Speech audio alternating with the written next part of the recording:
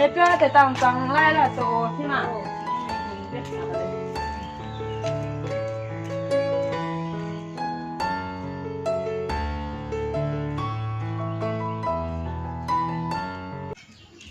จะตัดแน่ๆเห็นมันโตเอาโตมากันโตเย็นจะ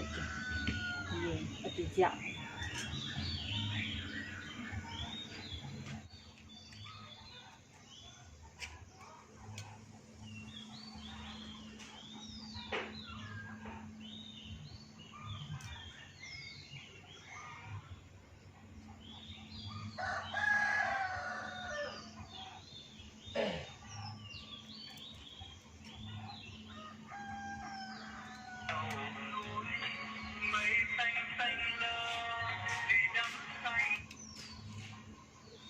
hay là chuông ấy mà mấy phải lên vẫn tao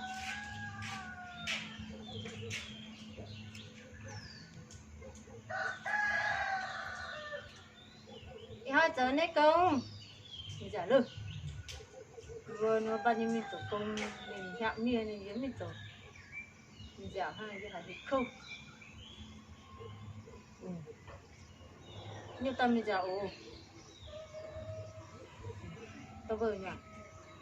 gì anh nhỉ gì lấy bông mình giả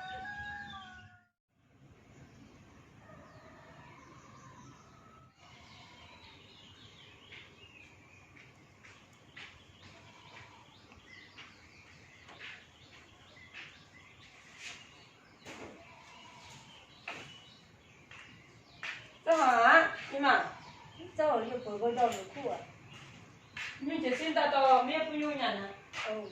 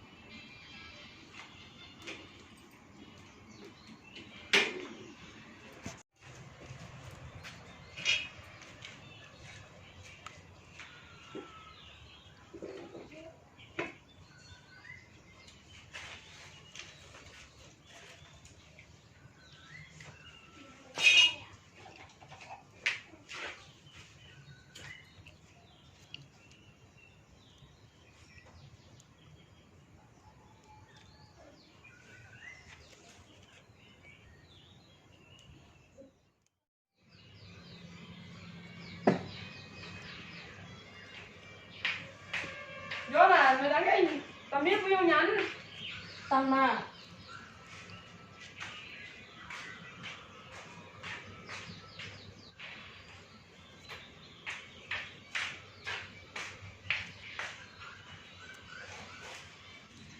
ồ thế hả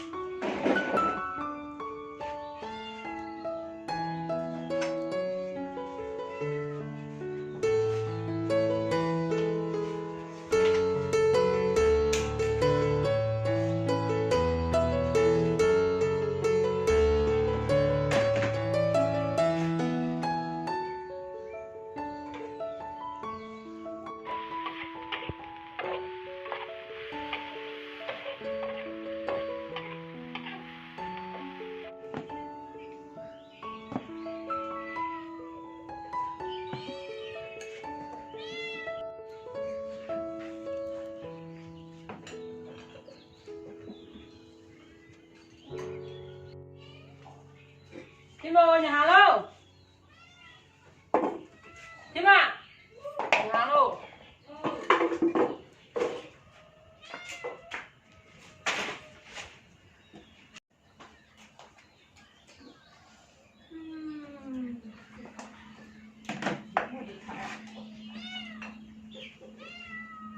nhà đầu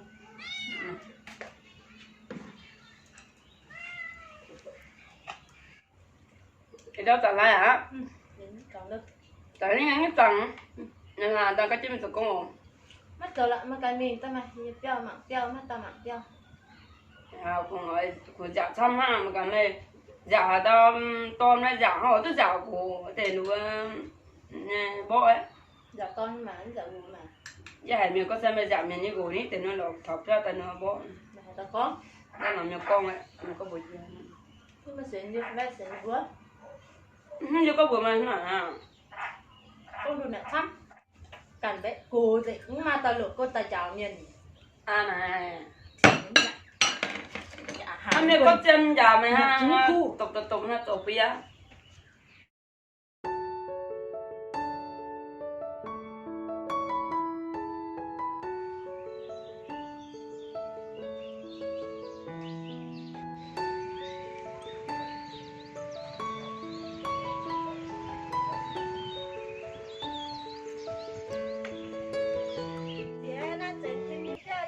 xe tổ vừa rồi hôm nay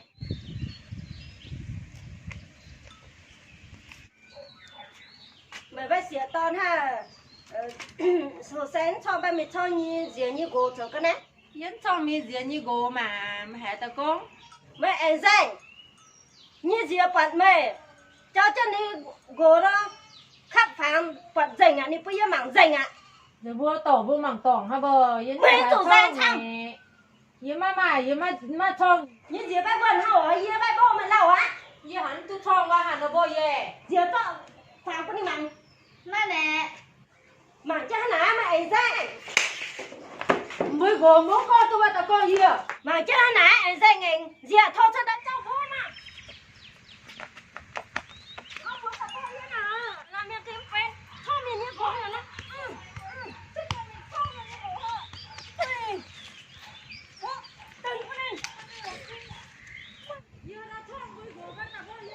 bố nè tao con thêm mà nè bố bên đây mà sao đây cái con à bố tao bên này yêuเลยmày tao bên này đâu hết đâu mà nè mà con tay cá chồng nè tao ơi bây giờ bố tao ôi hay tao bên mà con này gì ha mà này mà mặn con cá nhưng mà bây giờ tao à về mà ní tỏ mà này Việt Nam mặn con tao vậy Việt Nam bên mà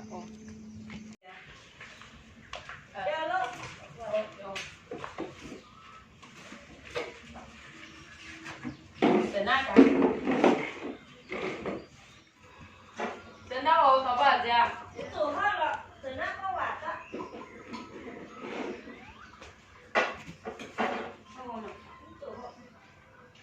Nha, tao qua cả gì từ hắn như là tàu hẳn rồi nha. Ha hỏi, nha cậu con mà cá gì? nè đâu tao tổ à nha giờ giờ dưỡng cho tu đâu thì mẹ nha tổ như gì mình rồi mình không như gỗ Hồi nãy nhưng đâu gì mày nha, cho tu nên cho gì như quả phép. to sẽ ta tóm tu bên cho học bằng nha nữa khác phải như vừa điện thoại dâm chú vừa thầu nè Nhưng đâu gì vừa bận hồi nãy nói rằng phải ta con này ăn cho nó từ này lò. như gì bé vân hà bé cứ gì như bẩn trà tên luôn như chỉ ta thì nên cắn chết ta cha bé hà ta lau lỗ tỏ à Nhưng với sự hả, như nhìn đâu hả, nhưng tọt của phân với bằng cá. Này. Con. ní tổ à nhớ con hỏi đến về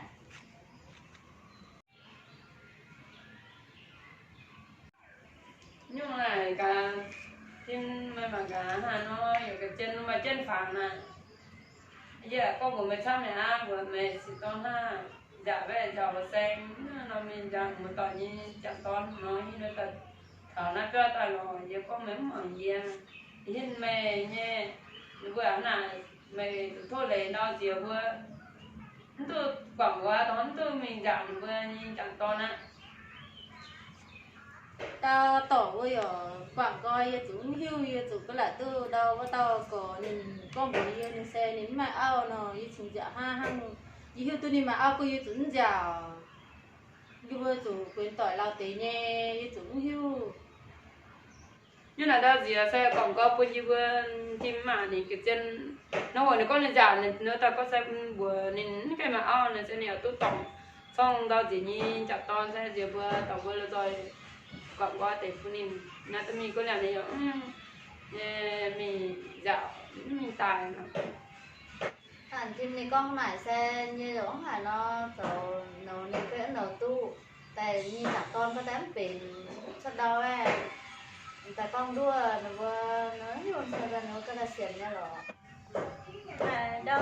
thêm xe rồi là tôi tổ này vậy nhưng tôi mình tài á vậy giờ bây giờ咱们光得有到ต่อ xe cả là cái gì vậy của tôi luôn tôi tổ là xe nè như bây giờ em một xe rồi hắn chỉ hiểu vậy cả tổ vô vấn đề quản tế con như vừa xe này đó con thêm này cũng lấy như bây giờ tôi bọn đó tờ khi mà bây giờ tổ vô mà quản coi không như vừa như là đâu tổng giờ bây giờ có chỗ này như xe giờ tạo rồi quảng coi nha giờ hoàng á như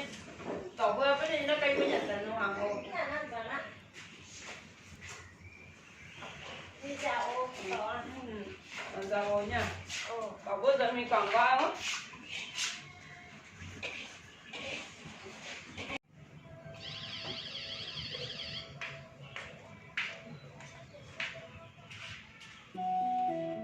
mà cả gì là giờ con mấy mày như lo giờ con biết tiền này mày tự tục nó là nó rồi khi cả nó tự học cho ta bo là nó mà hãy giờ con tổng vẫn tổng hãy giờ con tổng với con chân tổ à cái tổ á này là ta mình yếm mì à cái tổ à yếm mì là ta mình cho tụi công ha tổ quảng có mì ta còn có mà bây giờ mua xe về nghe mà này ở nhầm cái máy nhầm cả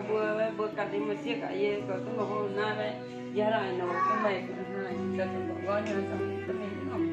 bây giờ mình đi bố á ta mình yếm mì